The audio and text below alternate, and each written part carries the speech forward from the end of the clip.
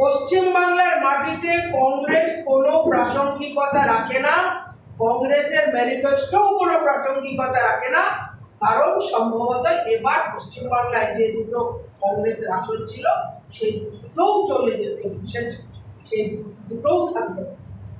কিন্তু এ রাজ্যের মুখ্যমন্ত্রী প্রথম দিন থেকে যে ঘোরটা পাকানোর চেষ্টা করেছে, যেভাবে ইন্ডি জোটের নাম করে কংগ্রেসকে সাথে নিয়ে প্রত্যেকের মানসিকভাবে যে ম্যানিফেস্টো, এই ম্যানিফেস্টোর সঙ্গে অন্যান্য রাজনৈতিক দলগুলো তৃণমূল কংগ্রেস থেকে শুরু করে সম মানসিকতা পোষণ করেন।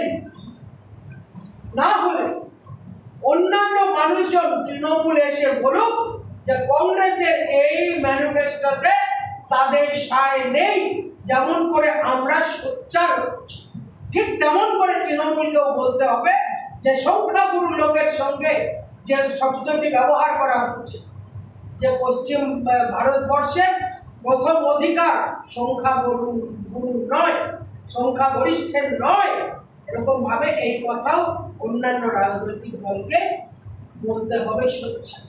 নাহলে আমরা এটাকে ধরে নেব যে তৃণমূল, কংগ্রেস এবং যে দলগুলো মিলে একসঙ্গে ইন্ডি জোট করতে চাইছে, তাদের প্রত্যেকের মনোবাসনায় এটা আছে যে দেশের 84% লোক বা এরকম সংখ্যার যে সংখ্যাগুলো লোক, তাদের প্রতি এই ধরনের মনোভাব কংগ্রেস এবং তার সহকারী যে দলগুলি আছে তারা সকলে এই মনোভাব পোষণ করে।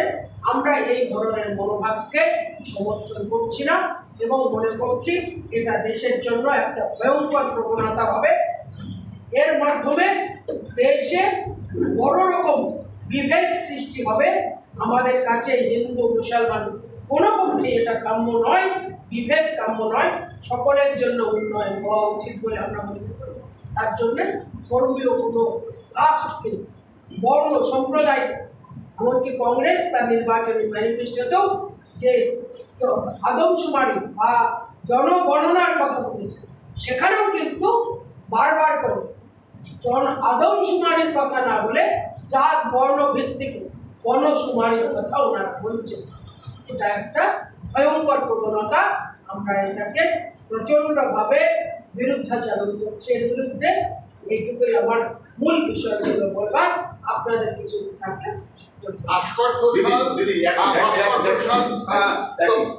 Didi, what is the purpose of today's BJP all candidates press conference? Mainly तो यही है कि जो कांग्रेस इनका इश्तेहार फोकस किए हैं, इनका हम लोग विरुद्ध में है, इनका हम लोग अपोज करना चाहते हैं।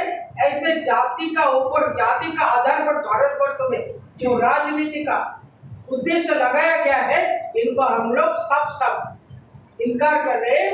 और ये बहुत खतरनाक तरीका है और इनका जो टारगेट है, इनका जो लक्ष्य है, इनको लक्ष्य को हम लोग बहुत नाकार रूप से इनकार करना चाहते हैं। इस ভাস্কর ঘোষাল ফ্রম টুডে স্টোরি, তো শেষবার রায়গঞ্জ থেকে আপনি জিতেছিলেন, এইবার দক্ষিণ কলকাতা, কতটা চ্যালেঞ্জিং বলে মনে হচ্ছে?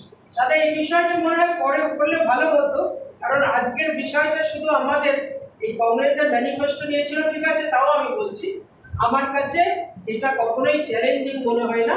কারণ গতবারও যখন রায়গঞ্জে গেছিলাম, আপনারাই সাংবাদিক বন্ধুরা আমাকে বলেছিলেন যে প্রিয়রঞ্জন দাস মুন্সির গড় রায়গঞ্জ, মোহাম্মদ সেলিম এখানকার সিটিং সাংসদ এবং কানাইয়ালাল আগরওয়াল যিনি তৃণমূলের জেলা সভাপতি তথা কালিয়া ইসলামপুর পুরসভার চেয়ারম্যান, এই তিন রথের মধ্যে আপনি কেমন চ্যালেঞ্জ মনে করছেন?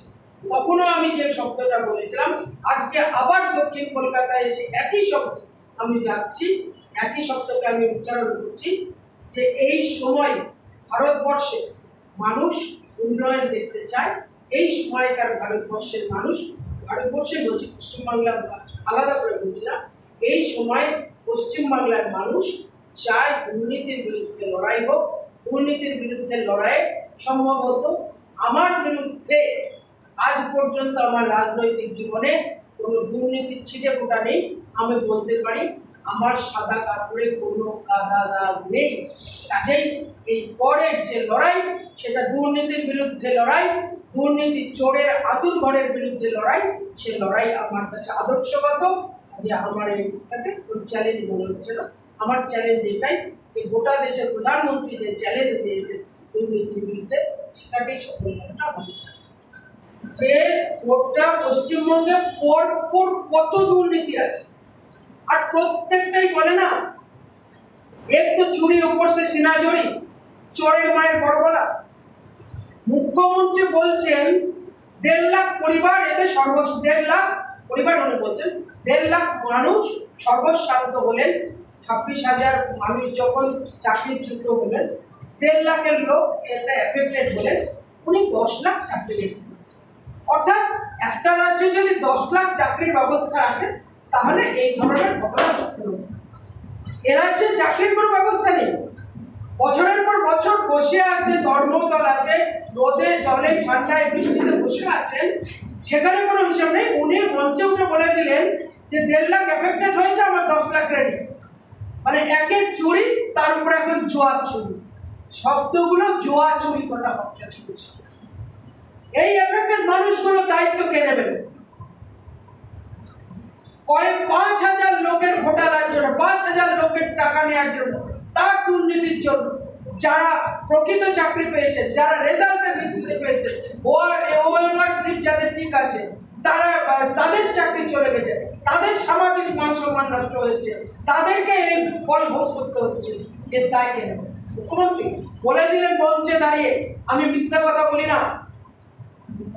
বলে দিলেন আমি মিথ্যা কথা বলি না, আমি যা বলি সত্যি কথা। 10 লাখ চাকরি রেডি আছে।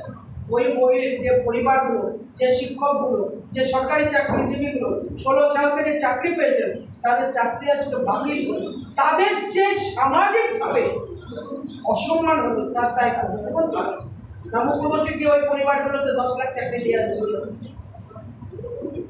একটা মিথ্যাচারিতার সীমা থাকা উচিত, একটা লেভেল পর্যন্ত হওয়া উচিত। সব কেটে উঠে গেছেন আমাদের রাজ্যের মুখ্যমন্ত্রী। উনি আরেকটা কথা বলছেন, বিজেপিকে ভোট না দিলে জেলে যেতে হয়, রাজ্য থেকে করের টাকা নিয়ে যায়, কিন্তু টাকা দেয় না। 3 বছরের বকেয়া টাকা রয়েছে। মুখ্যমন্ত্রী আগে হিসেব দিন, বারবার করে এক কথা বলছে, গোটা ভারতবর্ষের মমতা ব্যানার্জি ছাড়া কি অন্য দলে বিজেপি সরকার নেই? নবীন পট্টনায়কের সরকার নেই? অরবিন্দ কেজরিওয়ালের সরকার নেই? তেলেঙ্গানাতে বিজেপি সরকার নেই?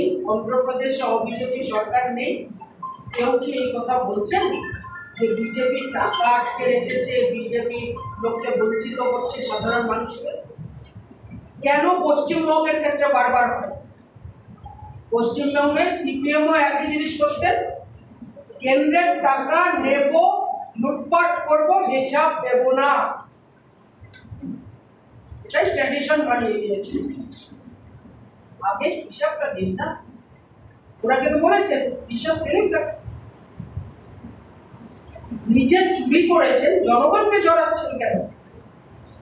চুরি তো আপনি করেছেন, আপনার লোকেরা করেছে, জনগণকে জড়াচ্ছেন কেন?